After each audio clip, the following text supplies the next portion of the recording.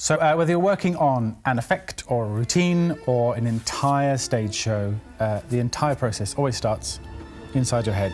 So that's where we're going to start.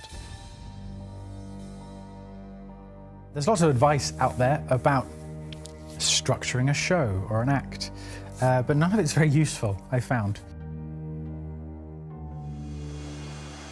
So I kind of look at things and I want to take them apart and then put them back together again. And I've done that with kind of the structure of a show, the structure of a routine, and the structure of an individual effect or trick. And I think we as mentalists have more in common as stand-up comedians than we do with manipulation acts, pulling doves out of nowhere. But we can't really take any lessons from these guys. We can take lessons from the stand-up comedians. And you'll notice that during this process, we've sort of blocked what the stage needs to look like and what I need to do and where people need to be. Oh, I met a time traveller. Wow, what do you mean about time traveller? Oh yeah, he travels through time.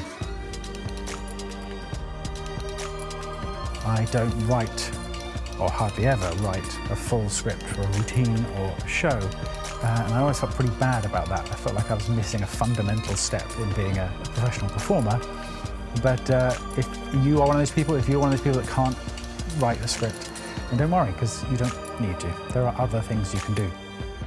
It's not really like, it's not shouting, that's the thing. People think that, you know, speaking on stage is shouting. It's not shouting, as soon as it goes up here. That's wrong. So that's how I deal with radio, and that's how I deal with talking to the press. But let's talk about what everyone wants to hear about, working on television. It's really vital to rehearse with a microphone. If you haven't got a microphone, you know, just use a hairbrush. But just make sure no one catches you, because you'll look, again, a bit weird.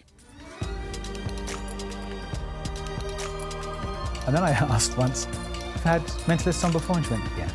And then she left the room, and I was like, wow. Okay, so maybe this technique of pre-show is perhaps being a little bit overused by us.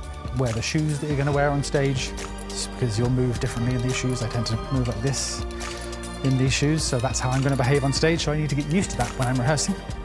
A sliding scale I find is a very useful way to structure a routine, because it just gives you somewhere to start, somewhere for the middle, and somewhere to end.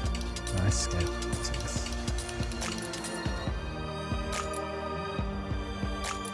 My name is Alexander Marsh, and welcome to the Art of Stagecraft.